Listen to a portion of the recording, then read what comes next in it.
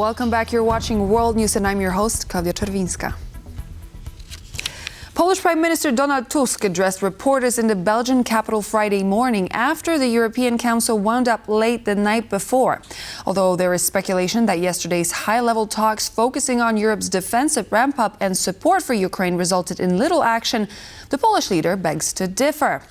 We are now joined live by our EU correspondent Angela Skujins from Brussels. Hi, Angela. So what did Mr. Tusk have to say about yesterday's European Council? Give us the details.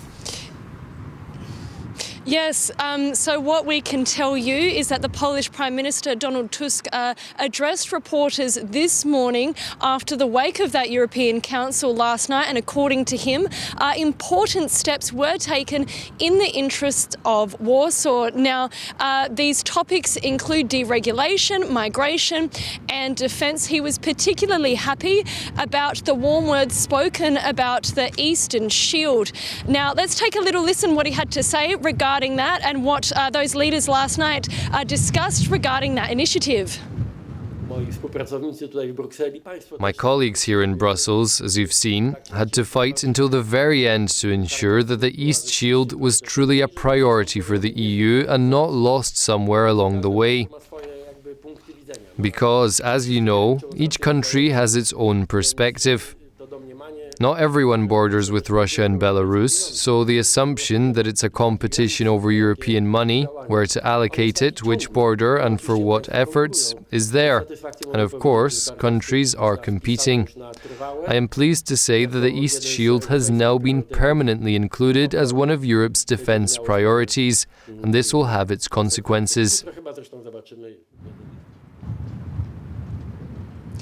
Yes, so I think we're having a bit of technical difficulties here, but that Eastern Shield, this is Poland's, the Polish Prime Minister's €2.5 billion project. The aim is to fortify that Central European country from threats along its eastern border. We're talking about Poland and Belarus. We know that the European Commissioner for Defence, Andrius Kubilius, he praised this project after the White Paper for Defence was handed down most recently in the Belgian capital. He said that this project was not only important for Poland, but some of those Baltic neighbours, as well as Finland. Now, these 27 heads of states discussed this last night. We're also expecting news, perhaps, that whether the Polish leader can apply for that Rearm Europe funds to heavily fortify that border, in particular. But we're waiting for another European Council in June, whether those financing efforts will be discussed. And now, while harmony was found on those defensive projects, we know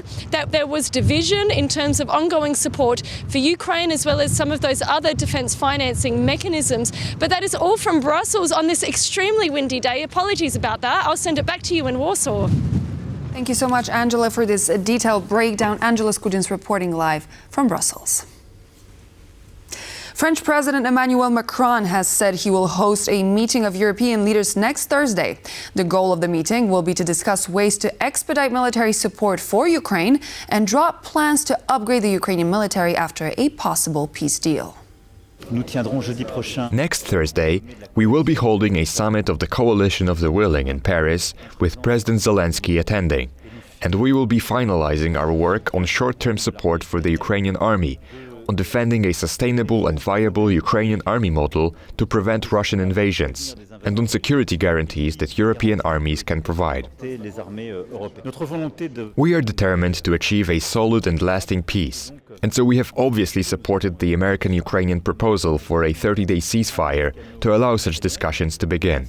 And in this respect, Russia's very disappointing partial response, I hope, is only a momentary refusal.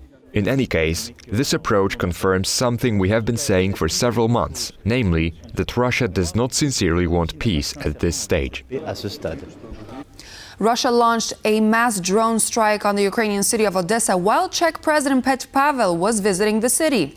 During Pavel's meeting with Ukrainian officials, including Deputy Prime Minister Oleksiy Kuleba, Russia fired 3 groups of Shahed-type drones at the city, injuring 3 people and sparking fires. The meeting between the officials focused on discussions surrounding maritime security, post-war reconstruction and community development. Kuleba emphasized the critical need for demining efforts, noting that since the summer of 2023, Russia has fired over 450 missiles targeting Ukraine's port infrastructure. Kuleba also invited President Pavel to attend the upcoming conference on the reconstruction of Ukraine in Rome this summer. The attack occurred just days after Russian President Vladimir Putin announced a partial ceasefire agreement, pledging to halt strikes on Ukraine's civilian and energy infrastructure for 30 days. However, Odessa, a vital Black Sea port city, has remained a frequent target of Russian missile and drone attacks throughout the war.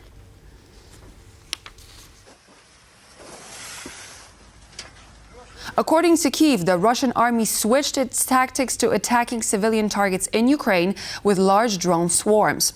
Russia attacked civilian infrastructure in Ukraine, and Vladimir Putin calls it a ceasefire, said Daria Zarvina, a communications advisor to the Ukrainian president. Russia has chosen the tactic of massive drone attacks on civilian infrastructure of Ukrainian cities. The attacks are targeted, and Putin calls it a ceasefire.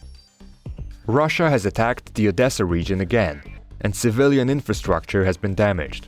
Large-scale fires broke out, a shopping center was burned, and a high-rise building was damaged. According to preliminary information, 3 teenagers were injured. Ukraine's general staff has firmly denied any involvement in an attack on a gas measurement station in the Russian town of Sudza, following accusations from Russian authorities. In a statement issued on Friday, the Ukrainian military called the allegations part of a disinformation campaign aimed at discrediting the country. Drone video posted on social media shows a gas station in Sudza in Russia's Kursk region on fire. The blaze broke out during the night from Thursday to Friday. Sudza was briefly under Ukrainian control before Ukrainian forces withdrew, leaving a small part of the region still under Ukrainian presence. The gas station in the city was the only point through which Russian gas had passed on its way through Ukraine and onto Europe until Ukraine declined to prolong a transit agreement in January this year. President Trump said on Thursday that the U.S. will soon sign a minerals and natural resources deal with Ukraine. At an event in Washington, D.C., Trump went on to claim that his efforts to achieve a peace deal for Kyiv were going, quote, pretty well.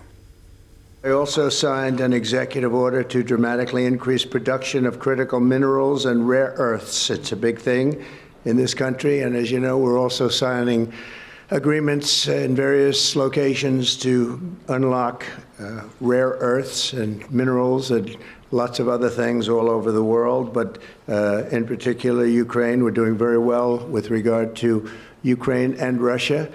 And one of the things we are doing is signing a deal very shortly with respect to rare earths with Ukraine, which they have tremendous value in rare earth, and we appreciate that.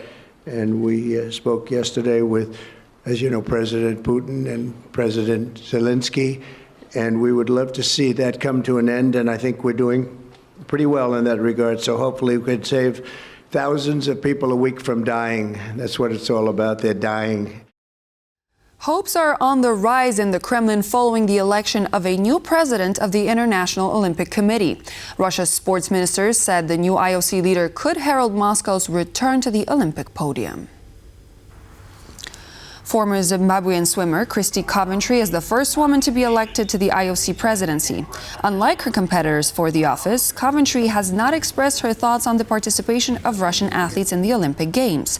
That gives Russia hope. Russian leader Vladimir Putin has congratulated Christy Coventry on her election, saying he is confident she will succeed in that position.